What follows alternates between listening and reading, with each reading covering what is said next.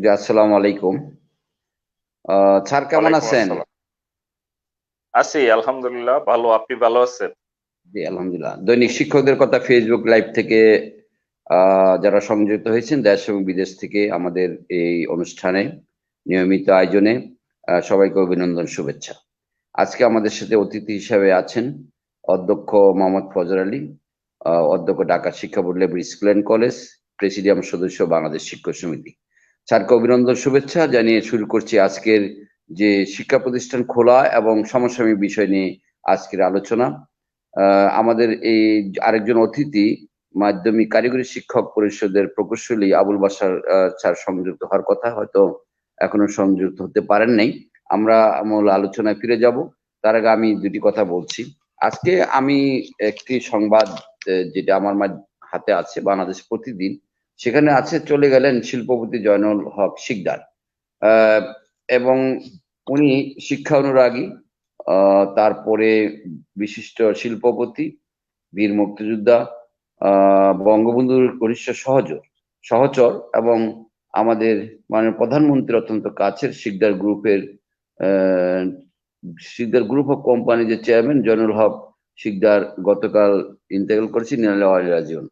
আমরা বাংলাদেশ শিক্ষক সমিতির পক্ষ থেকে গভীর শোক প্রকাশ করছি এবং তার সুখসন্ত পরিবারের প্রতি সমবেদনা জ্ঞাপন করছি। তো আমাদের আরো অনেকগুলি বিষয় আছে। মাননীয় প্রধানমন্ত্রী বলেছেন অর্থ লোভ নিয়ে রাজনীতির টিকে থাকা যায় না। মাননীয় প্রধানমন্ত্রীকে ধন্যবাদ। আজকের বর্তমান যে প্রেক্ষাপটে সেই রাজনীতিগুলো অনেকটা অর্থ লিপ্সা, নিজের ব্যক্তিগত গাড়ি বাড়ি করা, এমন একটা মোহ। মাননীয় প্রধানমন্ত্রী আসলে অত্যন্ত অন্তর থেকে উনি কিন্তু এই বিষয়গুলি গভীর থেকে চিন্তা করে এই কথা বলেছেন। আমরা দেখেছি বুড়িগঙ্গার বিষ মিশছে পদ্মা মেঘনায়, এবং আরো অনেকগুলি টপিকস আছে, সব যাচ্ছি না। আমরা আজকের যে আলোচনা, আমাদের শিক্ষা প্রতিষ্ঠান খোলা, আজকে প্রায় 11 মাসের উপরে শিক্ষা প্রতিষ্ঠান বন্ধ এবং শিক্ষা একটা নাজুক অবস্থা হয়েছে। আমরা বারবার দেখছি যে মাননীয় শিক্ষামন্ত্রী বলছেন যে করোনা স্বাভাবিক অবস্থায় জিরোতে না আসলে খোলার সম্ভাবনা খুবই কম। আমরা দেখতে পাচ্ছি যে আমাদের যে শর্ট সিলেবাস দিয়েছে, সেই শর্ট সিলেবাস কিন্তু একবার দিয়েছিল, আবার 4 তারিখে। তো 4 তারিখে যে সিলেবাস, সেখানে কিন্তু সংক্ষিপ্ত সংক্ষিপ্ত হলো, এটা কিন্তু শেষ করতে হবে।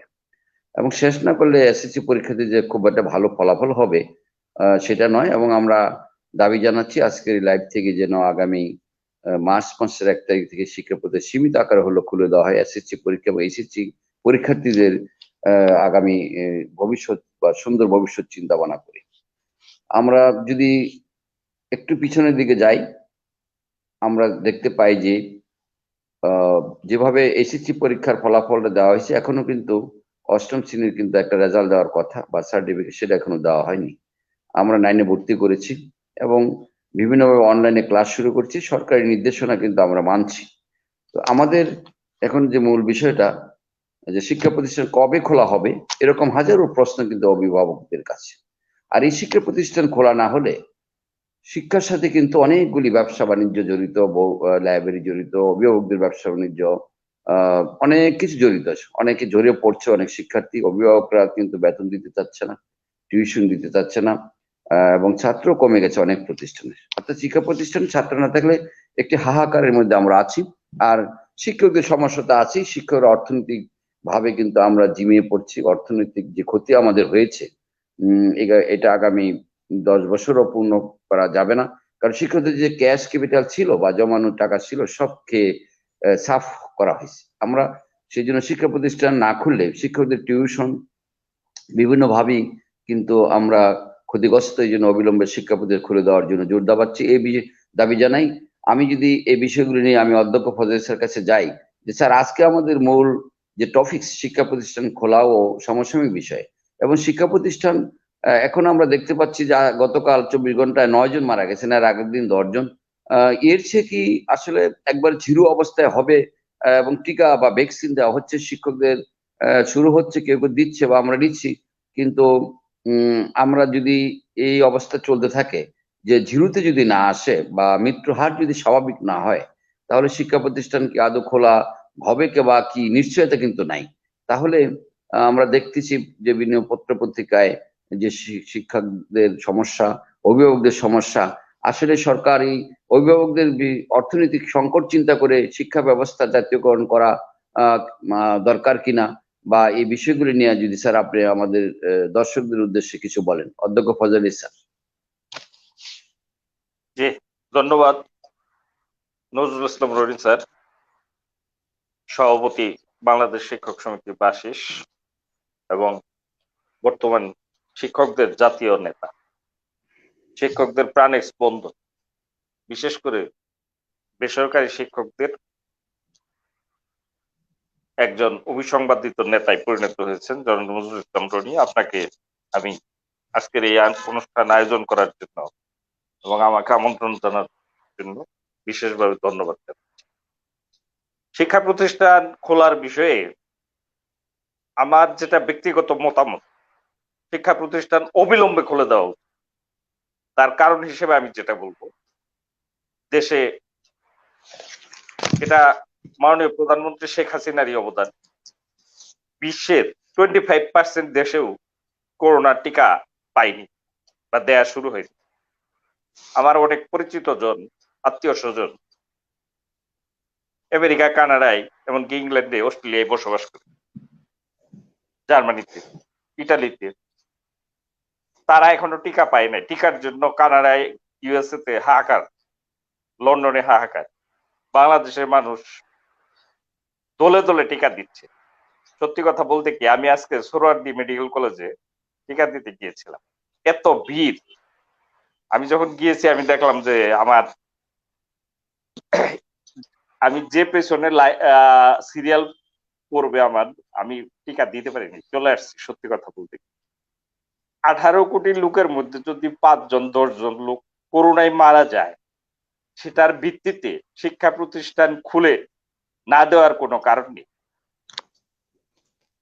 আমরা অবশ্যই সবাই এটা জানি যে প্রত্যেকটি জীবনই আলাদা আলাদা জীবন, প্রত্যেকটি একটি জীবনেরও ক্ষতিপূরণ দেয়া সম্ভব, কিন্তু তার পাশাপাশি এটাও চিন্তা করতে হবে দেশের অর্থনীতি, সমাজনীতি, রাজনীতি সবকিছু মিলিয়ে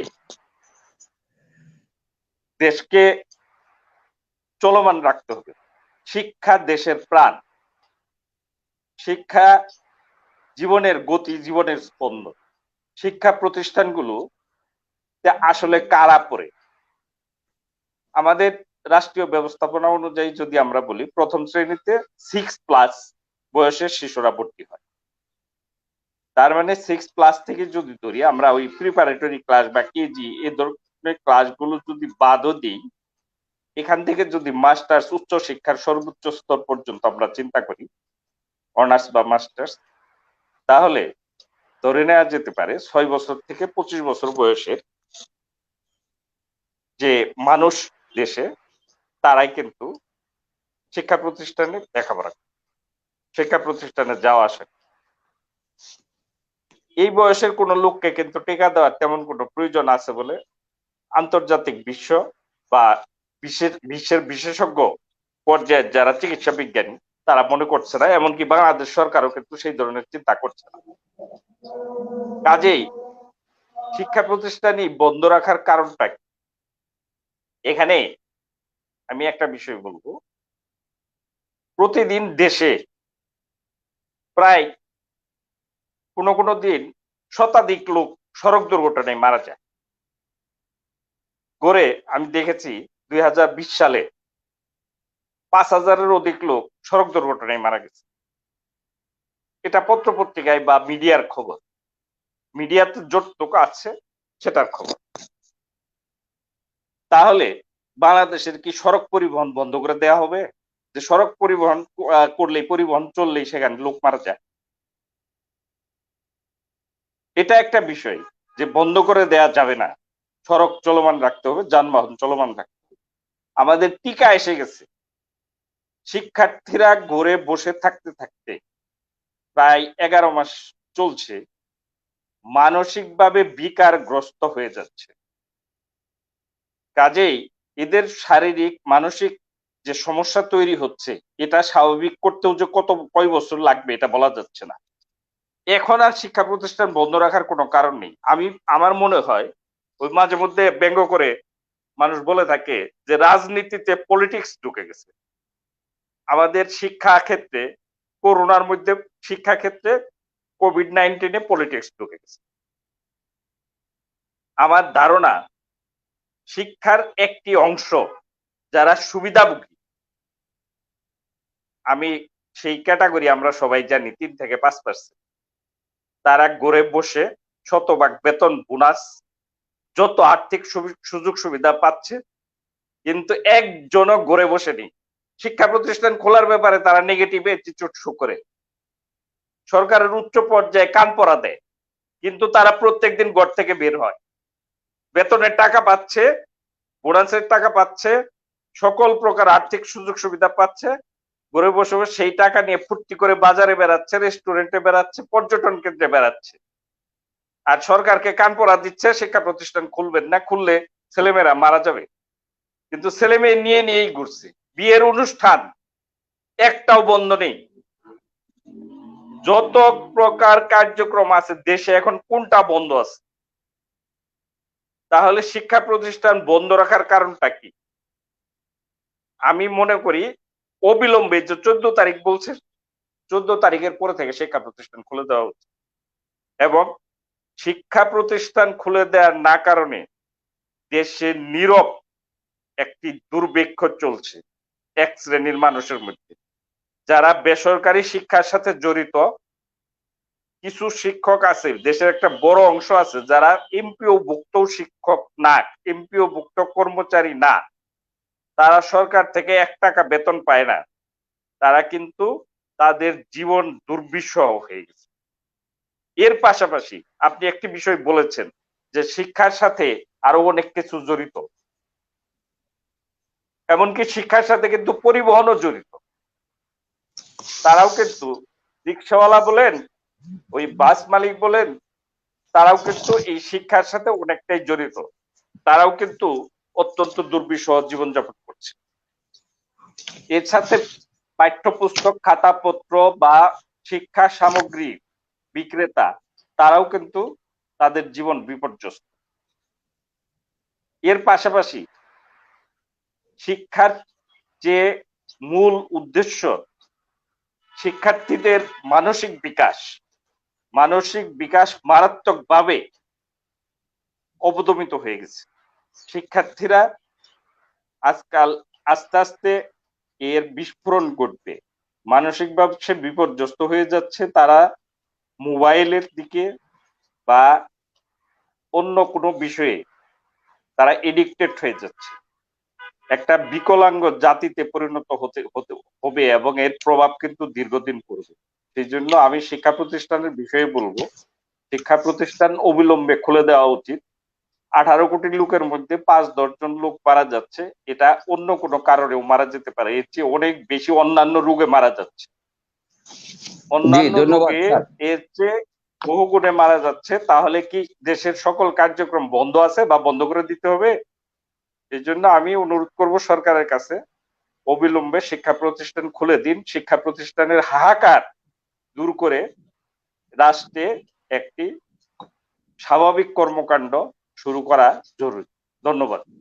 জি স্যার, আমি আপনাকে ধন্যবাদ জানাই যে আপনি যে বক্তব্য রেখেছেন শিক্ষা প্রতিষ্ঠান খোলার যে পক্ষে, এখানে আলোচ্য বিষয়টা যে হলো যে সরকার এমপিওভুক্ত শিক্ষক কর্মচারীদের বেতন ভাতা যথারীতি দিচ্ছেন, কিন্তু একটা বিরাট অংশ সেখানে খণ্ডকালীন বা প্রতিষ্ঠানের নিজস্ব অর্থায়নে কিন্তু তারা পাঠদান করে। এই অনলাইন ক্লাস যে করছেন সেখানে কিন্তু শুধু এমপিওভুক্ত শিক্ষকরা, সেখানে কিন্তু খণ্ডকালীন গেস্ট টিচার সবাই কিন্তু শিক্ষা প্রতিষ্ঠান এসে হোক আর ঘরে বসে হোক, তারা অ্যান্ড্রয়েড মোবাইল না থাকলেও কিনতে হয়েছে ধার করে দেনা করে। আমরা কিন্তু বারবার দাবি করেছিলাম যে শিক্ষকদেরকে কিছু এই মোবাইল কেনার জন্য শিক্ষার্থীদের বা শিক্ষকদের টাকা দেওয়ার জন্য, কিন্তু আমরা দেখলাম এমপিওভুক্ত শিক্ষকদেরকে কিন্তু এরকম শুধু একবার 5,000 টাকা আর কর্মচারীদের আর 2,500 টাকা, এবং পরবর্তীতে তালিকা করা হলো, আর কিন্তু সেটা আমরা বুঝতে পারলাম না। এখন এই খণ্ডকালীন যারা শিক্ষক আছে বা এমপিওভুক্ত প্রতিষ্ঠানের যারা চুক্তিভিত্তিক বা নিজস্ব অর্থায়নে, তাদের কিন্তু আমরা বেতন দিতে পারছি না। কারণ প্রতিষ্ঠানের এখন যে অবস্থা, কারণ প্রতিষ্ঠান না খোলালে অভিভাবক কিন্তু বেতন বা টিউশন ফি দিচ্ছে না। ফলে আমরা শিক্ষকদের কিন্তু আমরা চালিয়ে নেওয়া খুব কষ্টসাধ্য, তাদের মুখের দিকে কিন্তু তাকানো যায় না। শিক্ষকরা এমন একটা অবস্থায় তারা কিন্তু কষ্টের কথা কাউকে বলতেও পারছে না। আজকে আমরা দেখেছি মাননীয় প্রধানমন্ত্রীকে ভুল বোঝানো হচ্ছে। আমি যদি এখন আছি যে একটি বিষয় যদি আমি কথা বলি, আল জাজিরা যে নেটওয়ার্ক বা সে টেলিভিশনই বলেন, তারা আন্তর্জাতিক চক্রান্ত করে বাংলাদেশের গতিশীল উন্নয়নকে ব্যাঘাত ঘটানোর জন্য যে এই যে একটা প্রপাগান্ডা করেছেন, সেখানে দেশের বিরুদ্ধে তারা কিন্তু বিরুদ্ধাচরণ করেছেন, দেশের ভাবমূর্তি ক্ষুণ্ণ করার জন্য, অর্থাৎ উন্নয়নের চাকাকে স্তব্ধ করে দেওয়ার জন্য, জনদেশ শেখ হাসিনার উন্নয়নকে বাধাগ্রস্ত করার জন্য এই আল জাজিরা টেলিভিশন একটি ষড়যন্ত্র করেছে। তেমনি ভাবে শিক্ষা নিয়ে এরকম একটা আন্তর্জাতিক চক্রান্ত, দেশি বিদেশি চক্রান্ত কাজ করছে বলে আমি মনে করি। এই বিষয়টা স্যার আপনি যদি ফজলি স্যার আপনি একটু আলোচনা করবেন যে এখানে একটা এই চক্রান্তটা আমরা বারবার আমরা কিন্তু টক শুতে বলছি যে শিক্ষা প্রতিষ্ঠান সীমিত আকারে খুলে দেওয়া হোক, কিন্তু আমরা দেখেছি যে মাননীয় শিক্ষামন্ত্রী একবারও যে ঢাকা প্রতিষ্ঠানের 20টি বা বাংলাদেশের শ্রেষ্ঠ প্রতিষ্ঠানের অধ্যক্ষ প্রধানদেরকে নিয়ে একবারও টক শো কিন্তু আয়োজন করে বলা হলো না যে আপনারা সীমিত আকারে করেন। আজকে যে আমার যে বিষয়টা হলো, আমরা যে ক্লাস করি অনলাইনে বা আমাদের শিক্ষার্থীদের কিন্তু মাঠে ঘাটে ময়দানে বাজারে সব জায়গায় দেখি, সেখানে কখনো ভর্তি হলে যদি আমরা আলোচনা করি নিরাপদ দূরত্বে, যে এইটে যে ছাত্ররা উঠছে কিংবা 9-এ সাধারণ একটি প্রশ্ন করলে A+B হোল স্কয়ার সূত্রটা পর্যন্ত পারে না।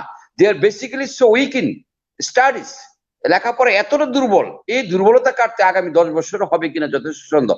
এই বিষয় নিয়ে যে দেশি বিদেশি চক্রান্ত যে দেশের আল জাজিরা টেলিভিশন যে আমাদের বিরুদ্ধে ষড়যন্ত্র করছে, এবং আমাদের শিক্ষকরা কিন্তু আমরা এর তীব্র বিরোধিতা করি, বাংলাদেশ শিক্ষকবাসীর তীব্র বিরোধিতা করছি।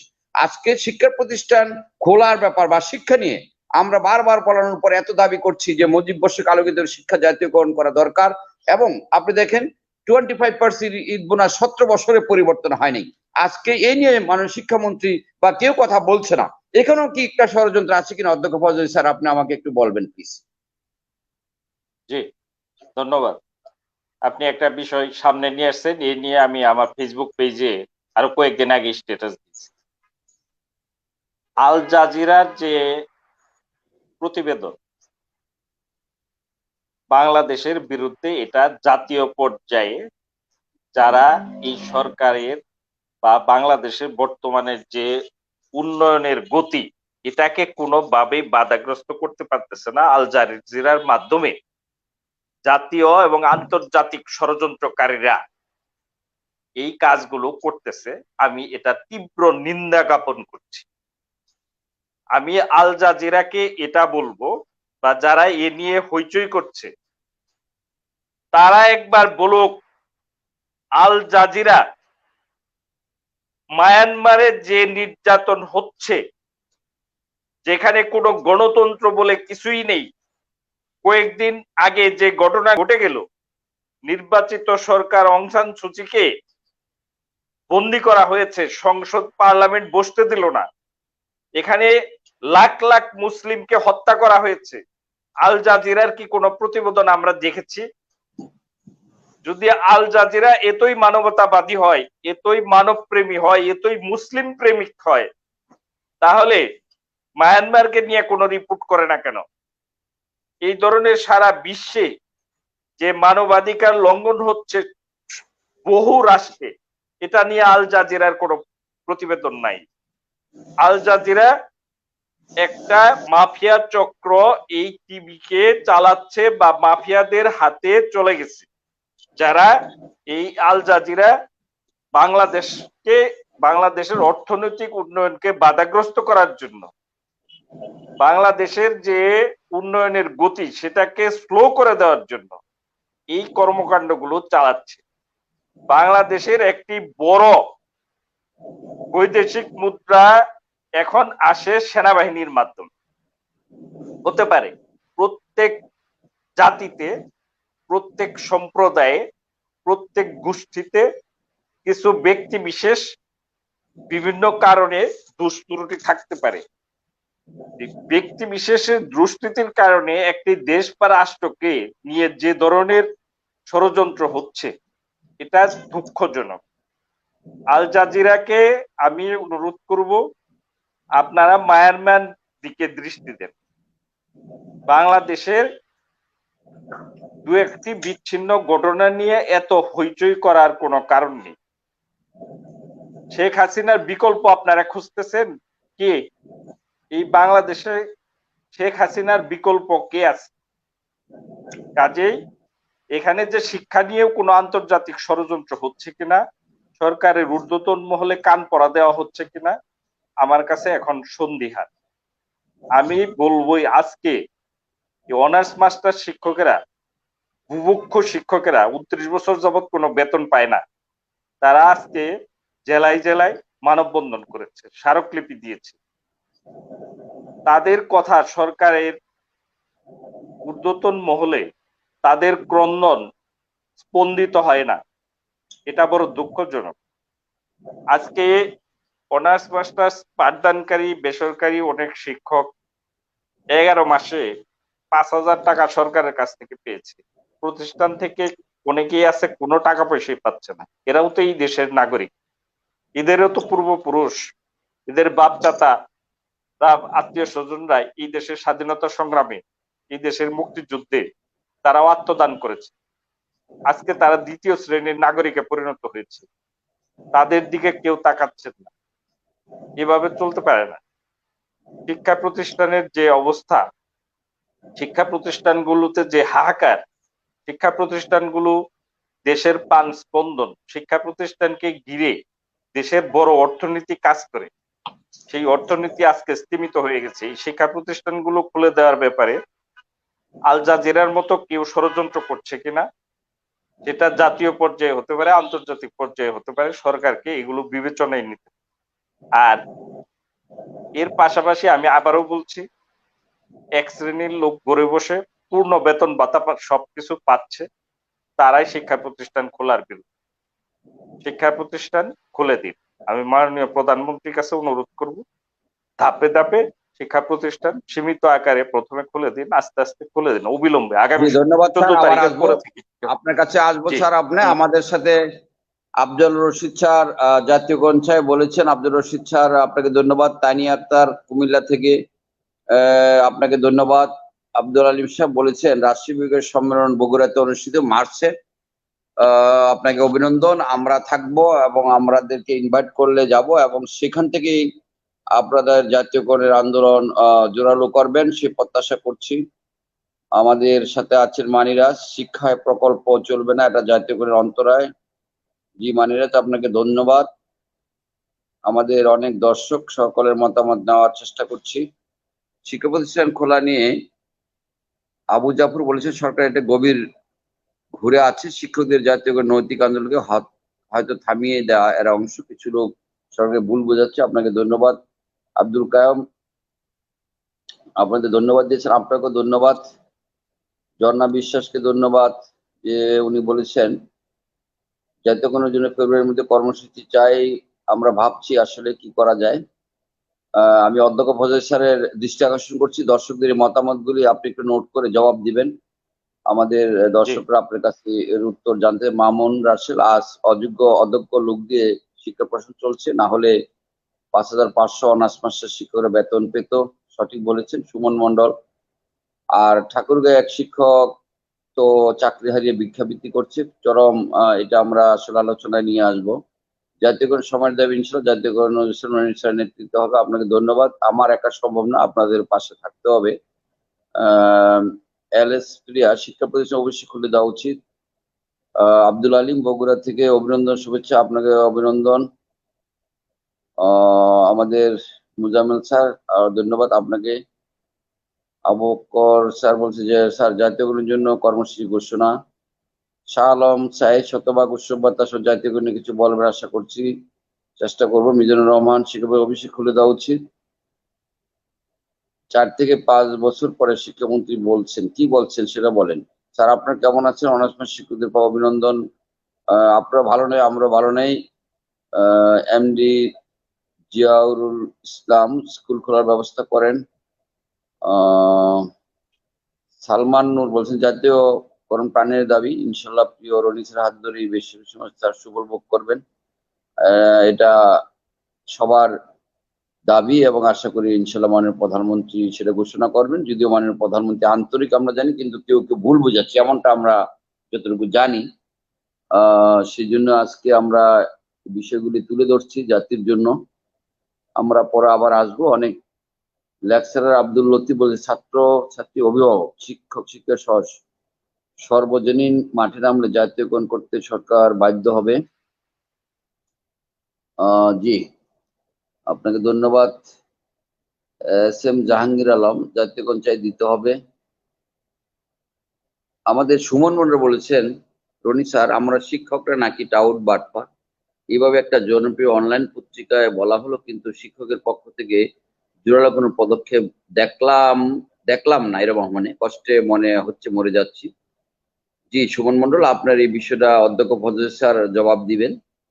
যারা নিজেকে তাদের যোগ্যতা অনুসারেই কিন্তু মন্তব্য করে, সেটা অনলাইন পোর্টালই হোক আর পত্রিকায় হোক আর যাই হোক, কাজেই মন্তব্য করতে হলে যোগ্যতা লাগে। কাজে আমরা আশা করি যারা করেছে তাদের বোধোদয় হবে, শিক্ষকদের সম্মান রেখে কথা বলবে। অঞ্জন গোপ লিখছে, আজকের আলোচনায় সমসাময়িকদের দাবি একান্ত জাতীয়করণ চাই। জাতীয়করণের বিষয়টাই আমাদের আসতেছে, আমরা আলোচনা করব। মামুন রাশের অনার্স মাস্টার নাই পায়, তাহলে এই দেশে কি মধ্যমায়ের দেশের?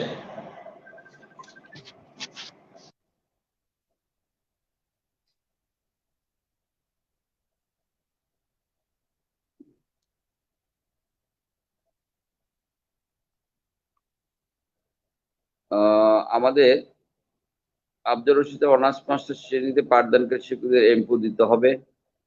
আমি এই আব্দুর রশিদ স্যারের সাথে দ্বিমত, কারণ আমরা কিন্তু বলেছিলাম যে এমপু সহ জাতীয়করণের দাবিটা করার জন্য, কিন্তু এমপু একটা বাজে প্রক্রিয়া, সব জায়গায় ঘুষ দিতে হয়, এই জন্য সরকার আর এমপু করতে চাচ্ছে না। এই জন্য অনার্স মাস্টারদেরকে আমরা বলবো, আমরা এমপি ভক্তি করে জাতীয়করণের এই সংশ্লিষ্ট এই দাবিটা সংযুক্ত করলে এই সাপোর্টটা কিন্তু সবাই পাবেন। কারণ আমরা চাই এমপুর বাংলাদেশ থেকে এমপু নামক শব্দটা মুছে যাক, শিক্ষা প্রতিষ্ঠান জাতীয়করণ। আমরা দেখেছি টিচার্স ট্রেনিং কলেজের শিক্ষকরা এমপুভুক্ত বেসরকারি টিচার্স ট্রেনিং কলেজ। আমি অনুরোধ করব যে আপনারা এই টিচার্স ট্রেনিং কলেজগুলি জাতীয়করণ, অনার্স মাস্টার্সদের যে 5,000 শিক্ষক আছেন দীর্ঘ 28-29 বছর এমপু পান নাই, তাদেরকে অবিলম্বে জাতীয়করণ ঘোষণা করা যেতে পারে। কারণ অনার্স মাস্টার শিক্ষকরা জাতীয়করণের আওতায় যাওয়া উচিত এবং সেটা সম্ভব। কাজে আপনারা এমপু ভক্তির জন্য 28 বছর চেষ্টা করছেন, আর এখন জাতীয়করণের দাবিতে নামেন, সারা দেশের লক্ষ লক্ষ শিক্ষক আমরা কিন্তু আপনাদের পাশে থাকবো। তবু অনার্স মাস্টার শিক্ষকদের এমপু ভক্তি সহ জাতীয়করণ আমি দাবি করছি। আব্দুর রশিদ স্যার, আপনাকে ধন্যবাদ। শফিক স্যার বলছেন, জাতীয়করণ আন্দোলনের বিকল্প নেই। স্যার আপনি শুরু করুন, আমরা আছি আপনাদের সাথে। হ্যাঁ, আমরা ভাবছি এবং আমরা সুসংগঠিত হচ্ছি। আমরা দেখছি পরিস্থিতি কোন দিকে যাচ্ছে, হয়তো এই মাসের শেষের দিকে হয়তো আমরা শুরু করতে পারি কিনা, বিষয়গুলো আমরা ভাবছি, পর্যবেক্ষণ করছি। কারণ আন্দোলনে হুট করে যেতে হয় না, একটা আবহাওয়া লাগে এবং পরিস্থিতি, সরকারের অনুমতি এবং জনগণের সম্মতি, জনগণকে জানানো, প্লাস সংবাদ সম্মেলন, শিক্ষকদের সাথে আলাপ আলোচনা, এই সবগুলি বিষয় প্রস্তুতি নিয়ে অনেকগুলি জোটগুলি না আসলেও আমাদের সেই সক্ষমতা তৈরি করছি যাতে আমরা করতে পারি।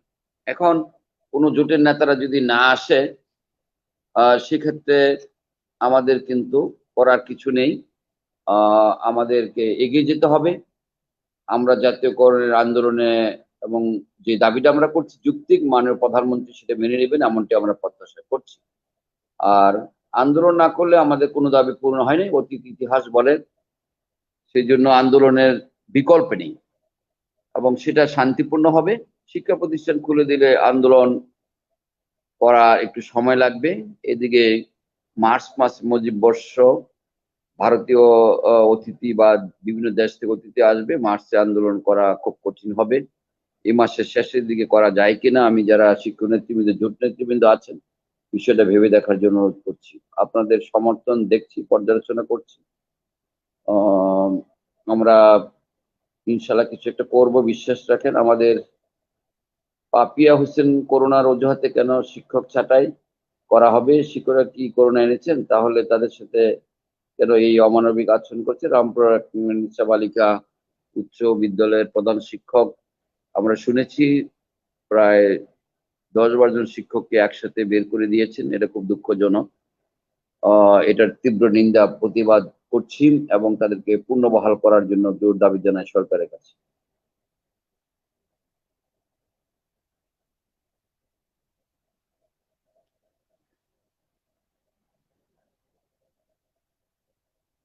ঈদ বোনাসের কথা বলেছেন এমডি হালিম খুলনা থেকে। 100% ঈদ বোনাস চাই।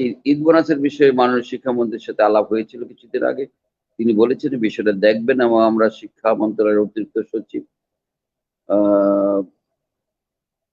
আমাদেরকে বলেছিলেন যে বিষয়টা প্রক্রিয়া দিন। আমরাও চেষ্টা করছি। সচিব মহোদয়কে, প্রধানমন্ত্রী, শিক্ষামন্ত্রীকে চিঠি দিয়েছি পূর্ণাঙ্গ ঈদ বোনাস জাতীয়করণ বাস্তবায়নের জন্য। আশা করি একটা কিছু হবে।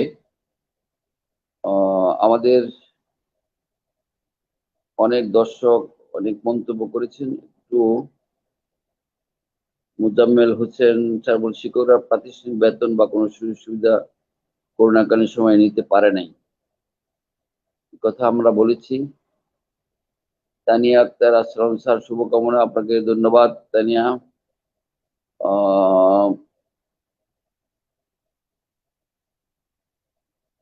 আমাদের অধ্যক্ষ ফজল স্যার ডিসকানেক্ট হয়ে গেছেন, হয়তো নেটের সমস্যা, নেট সমস্যা করছেন।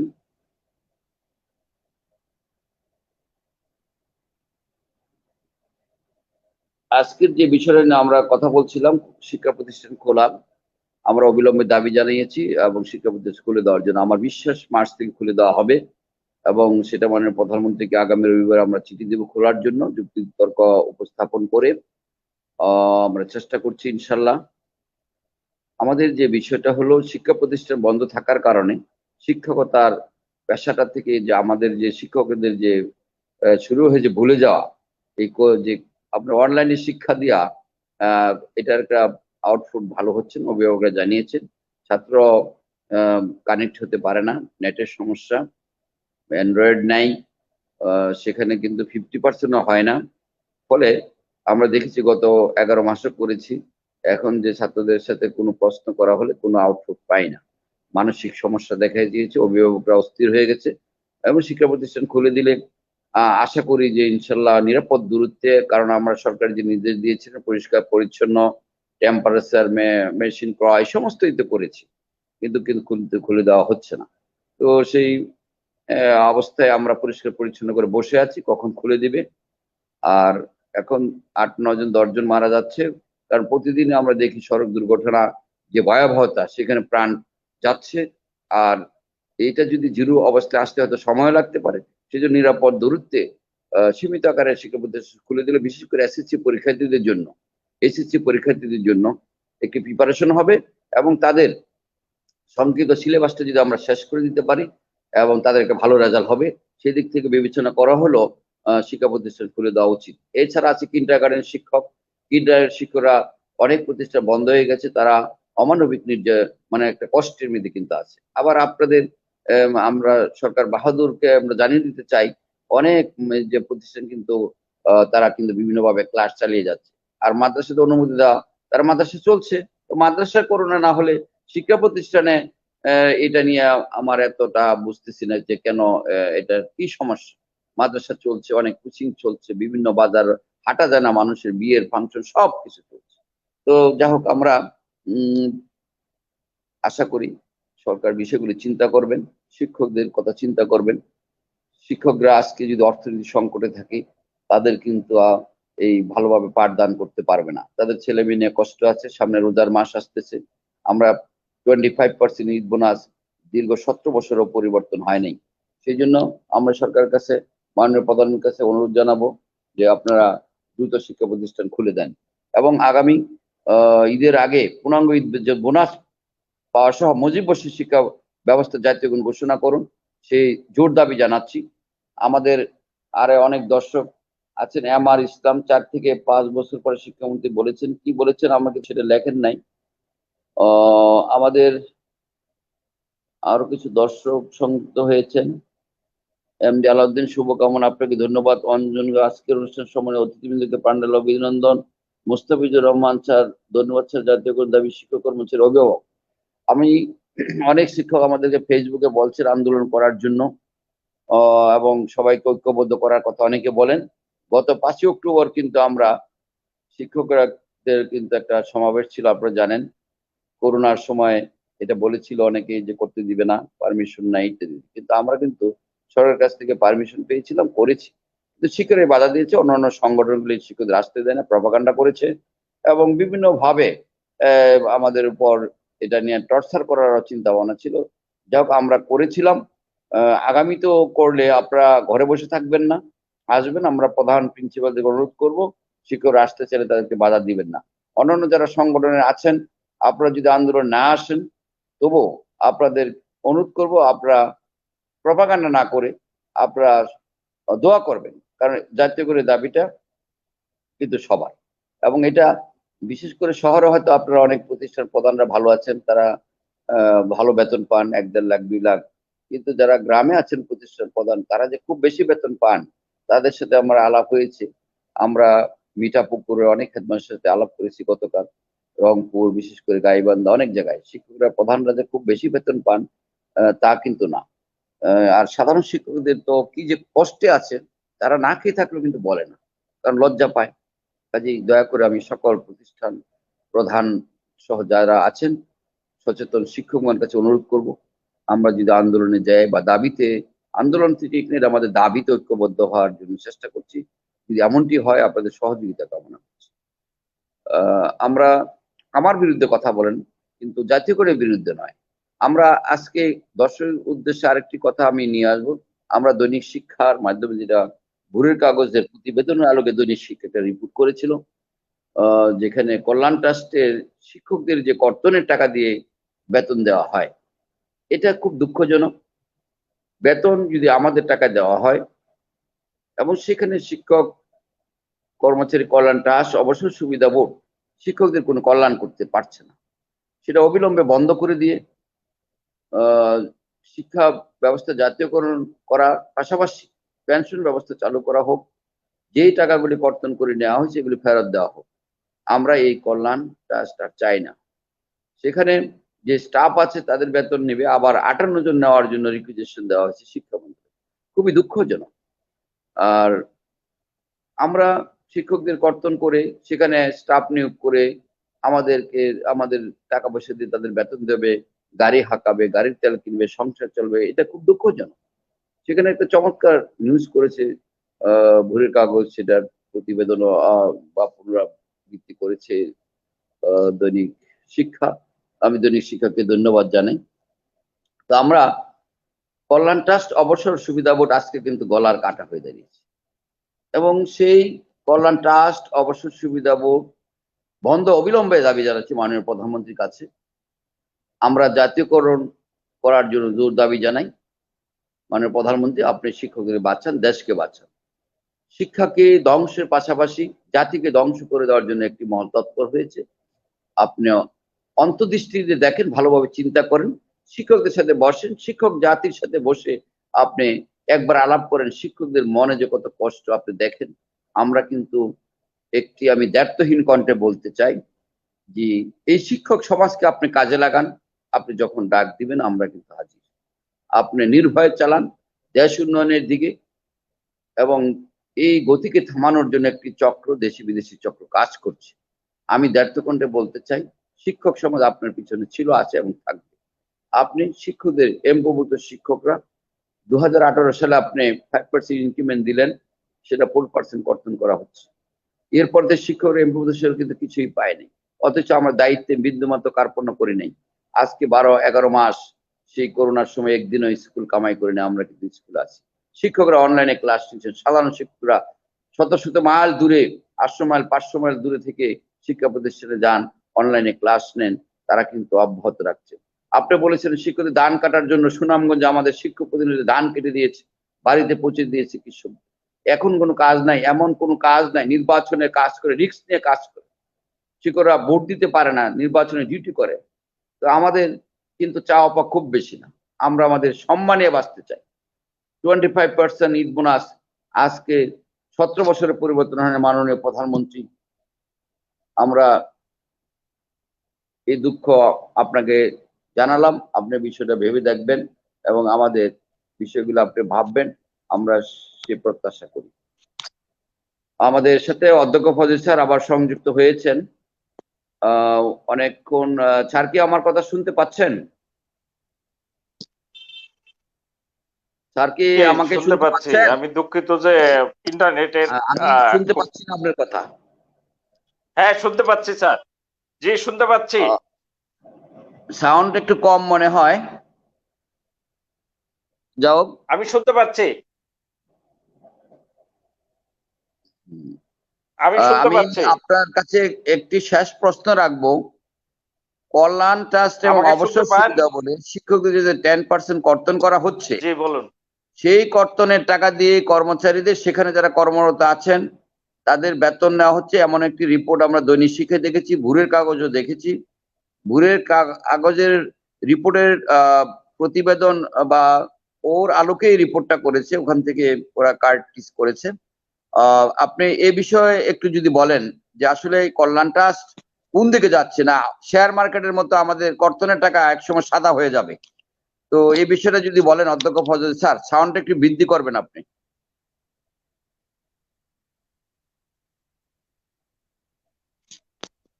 আমি তো সাউন্ড আমার যা মোবাইলে আছে পুরোটাই দিয়েছি। এখন শোনা যাচ্ছে? হালকা এখন একবার শুনতে কম, পাচ্ছেন? একদম কম পাচ্ছি আমি। হ্যালো, আচ্ছা আপনি বলেন স্যার, নেটের খুব হয়তো দর্শক নেটের শুনতে খুবই পাচ্ছে কিনা আমি তো ঠিক বুঝতে পারতেছি না। আচ্ছা। আমি আপনার কথা স্পষ্টই শুনতে পাচ্ছি। জি আপনি আচ্ছা বলেন, যাই হোক, যে বিষয়ে আপনি বলেছেন কন্টিনিউ কল্যাণ করেন ট্রাস্ট অবসর সংক্ষেপে। সুবিধা বোর্ড, এ নিয়ে অনেক এ নিয়ে যে এ নিয়ে অনেক কথাবার্তা আমরা বিভিন্ন যোগাযোগ মাধ্যমে দেখতে পাচ্ছি, পত্র পত্রিকায় দেখতে পাচ্ছি, সামাজিক যোগাযোগ মাধ্যমে দেখতে পাচ্ছি। আমি ওই রিপোর্টটি দেখেছি, দৈনিক শিক্ষার বা ভোরের কাগজে রিপোর্টটি আমি পড়েছি।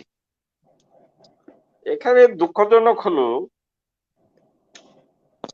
শিক্ষকদের এই বিষয়গুলো দুটি নিয়ে আজকাল বলা যায় যে প্রায় শতভাগের কাছাকাছি শিক্ষকরা এই জায়গা থেকে তাদের যে আস্থার জায়গাটি নষ্ট হয়ে গেছে।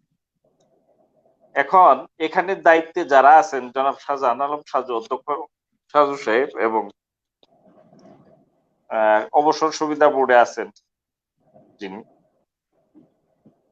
রিপোর্ট দেখে অনেকটাই আমার যে মূল্যায়ন, তাদেরও খুব একটা বেশি কিছু করার নেই। তারা এখানে এই অবসর সুবিধা বোর্ডে আর কল্যাণ ট্রাস্টে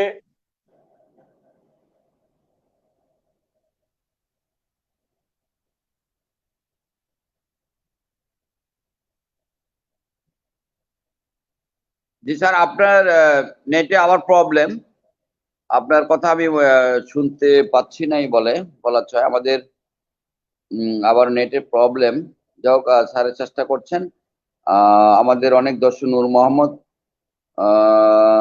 আসসালামু আলাইকুম স্যার, কেমন আছেন? আলহামদুলিল্লাহ, আপনি কেমন আছেন স্যার? আমাদের রাশিদুল কবির সালাম দিয়েছেন, খুব আপনাকে সালাম। একটা অনার্স আন্তরিক মাস না, যদি এমপু নাই হলো তাহলে এই দেশটা কি মাধ্যমের দেশ? বিস্ফোরা হয়ে দাঁড়িয়েছে বেসরকারি শিক্ষকদের কাছে।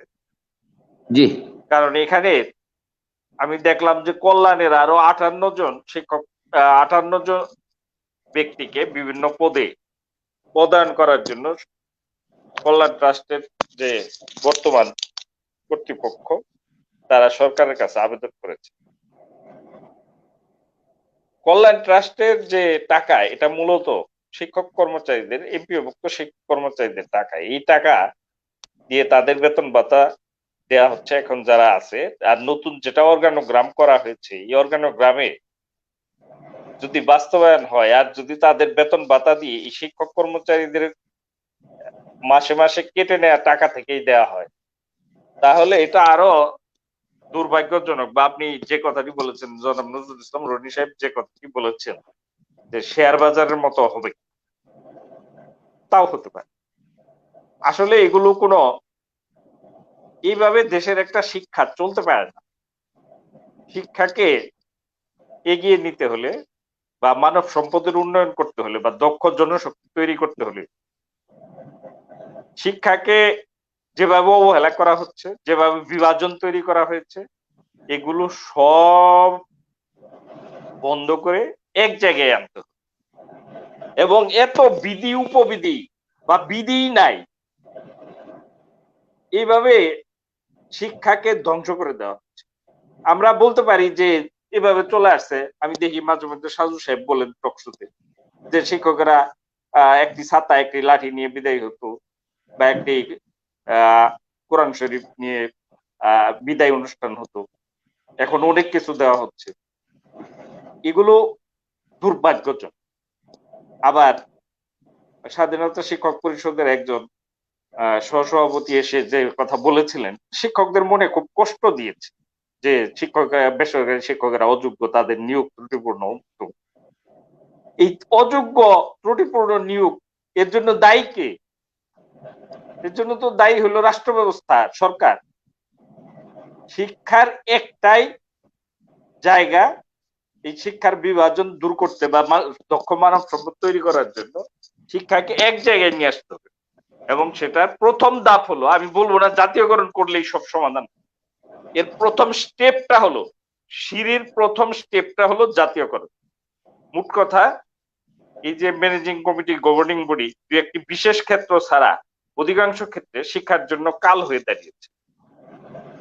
এগুলো বদলি, এই যে কেউ বেতন পায় একই প্রতিষ্ঠানে একই পড়ায়, কেউ পায়, কেউ সরকারি দুমছে আরামসে মাস যাচ্ছে বেতন পাচ্ছে, তারা স্কুল কলেজ খোলার ব্যাপারে নির্বিকার, কারণ তারা তো খুব আরামে আছে, ভালো আছে।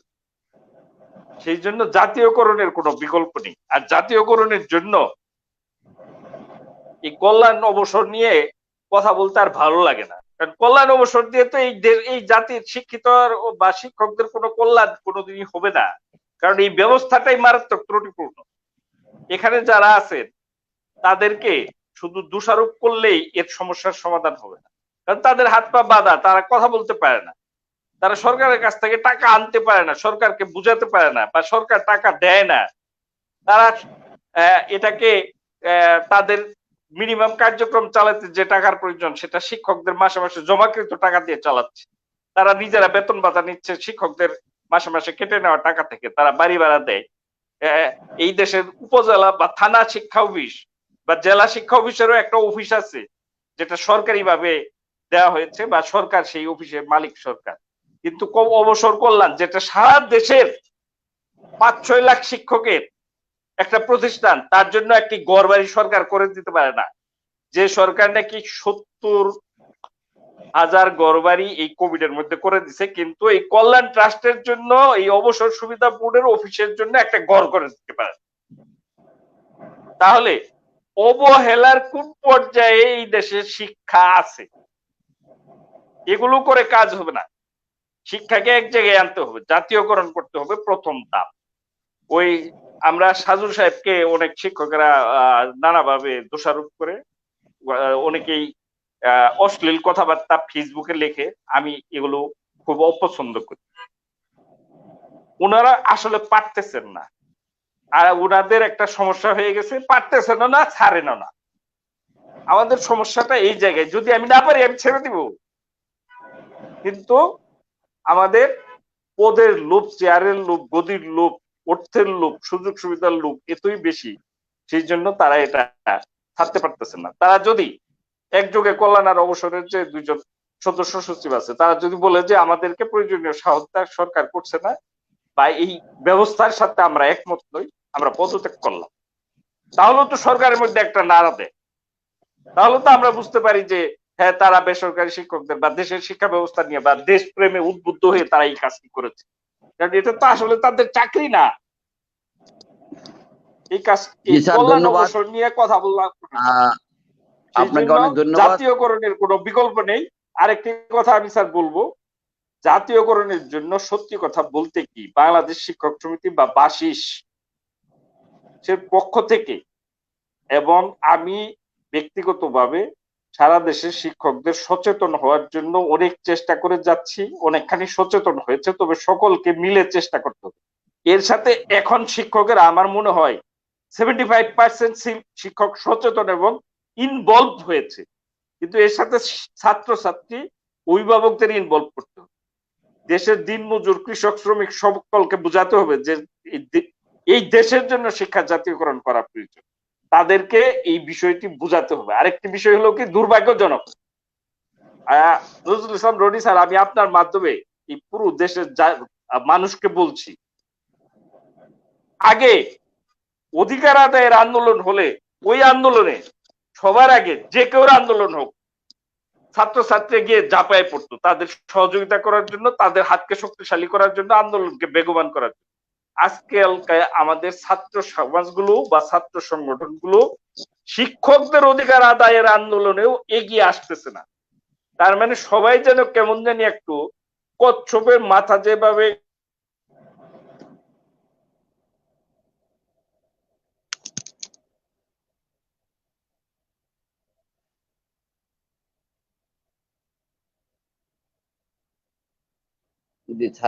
নেটে প্রবলেম করছে মনে হয়।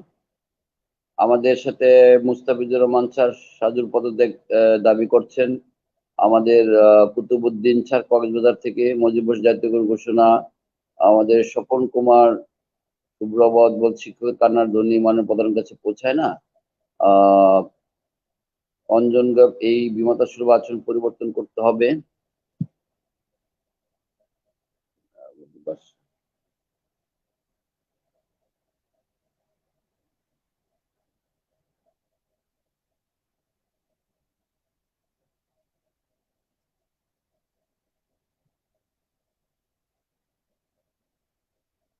যে আমরা শেষের দিকে অধ্যক্ষ বলছেন আবার ডিসকাশন। দর্শক আপনাদেরকে অভিনন্দন, শুভেচ্ছা। আমরা অনুষ্ঠান শেষের দিকে, আমাদের সাথে আছেন জেসমিন আক্তার। দাবি একটি জাতীয়করণ। আপনাকে ধন্যবাদ। শ্যামল রায়, শ্যামল বদলি ব্যবস্থা কি চালু হবে? বদলি আমরা পক্ষে, অবিলম্বে বদলি চালু হোক এই প্রত্যাশা করছি। আমাদের অনেক দর্শক, সবার মতামত আমরা নিতে পারিনি, এই জন্য আন্তরিক দুঃখিত। আমাদের যে বিষয়টা হলো, বারবারই একটি প্রসঙ্গ আসছে, অনার্স মাস্টার শিক্ষকদের যে বিষয়টা কিন্তু আমরা বারবার বলি এবং সবচেয়ে বেশি আমরা নিয়ে টক শো করেছি, কিন্তু মাননীয় শিক্ষামন্ত্রী কিন্তু বারবারই বলছেন শর্ট কোর্স করাবেন এবং তাদের বেতন ভাতা কমবে না, তাদের চাকরি থাকবে। আমার দাবি হলো যে তাদেরকে অবিলম্বে এমপিওভুক্ত করে ওই প্রতিষ্ঠানগুলো জাতীয়করণ আওতায় নেওয়া হোক এবং বেসরকারি কলেজের পরবর্তীতে অনার্স চালু না করলে আমাদের দুঃখ নেই। আর আমি আজকের টক শো থেকে যারা অনার্স মাস্টার নেতা আছেন আপনাদেরকে অনুরোধ করছি, আন্দোলন ছাড়া কিছু হবে না। আপনারা এমপিওভুক্ত সহ জাতীয়করণ করার দাবিতে ঐক্যবদ্ধ থাকেন এবং সারা দেশের 5 লক্ষ শিক্ষক কর্মচারী, নন এমপিও আছে আরো প্রায় 4,500, সকলের প্রতিষ্ঠানে এমপিওভুক্ত জাতীয়করণের দাবিতে আমরা আসলে ঐক্যবদ্ধ হই এবং বাংলাদেশ শিক্ষক সমিতি বাসিস জাতীয়করণের দাবিতে ঐক্যবদ্ধ হচ্ছি। আমরা সকল সংগঠনকে ঐক্য আসার জন্য অনুরোধ করছি। আসুন আমরা একটা ফেডারেশনের মাধ্যমে জাতীয়করণের দাবিতে ঐক্যবদ্ধ থাকি এবং আমরা আলোপ আলোচনা করছি। কোন এক সময় হয়তো বা আন্দোলন কর্মসূচি ঘোষণা করবো। আপনারা সবাই ঐক্যবদ্ধ থাকবেন যে যেখানে আছেন, কারণ আন্দোলন ছাড়া কিছু হবে না। আর আন্দোলন না হলে এই বাতাস এটা কানে সবার ঢুকে না, এটা কানে ঢুকাতে হলে এক শিক্ষকদের জোরালো হাওয়া, আন্দোলনের মাধ্যমে একটা হাওয়া সৃষ্টি করব, যে হাওয়াতে এটা পৌঁছে যাবে জায়গায় জায়গায়। এবং অতীত তাই হয়েছে, আমরা আন্দোলন করে আনি আর অনেকে কর্তন করে। কাজেই আমাদেরকে বিষয়গুলি ভাবতে হবে এবং সবাই ঐক্যবদ্ধ থাকুন। আমরা ইনশাল্লাহ শিক্ষকদের যে অনুভূতি বুঝতে পারেছি, এখন সবাই কিন্তু ঘরে আছেন বন্দী এবং তারা আন্দোলন করতে চান এবং সেইখান থেকে আমরা একটি কথা বলতে চাই, ঘরে থেকে কিন্তু আন্দোলন হয় না, রাজপথে আসতে হবে এবং যখন যা নির্দেশনা সেভাবে কাজ করতে হবে এবং আপনারা সেভাবে মানসিক প্রস্তুত থাকবেন। আর সোশ্যাল মিডিয়ায় আমরা অনুরোধ করবো, শিক্ষক বিরোধী বা সরকার বিরোধী কোনো সমালোচনা নয়।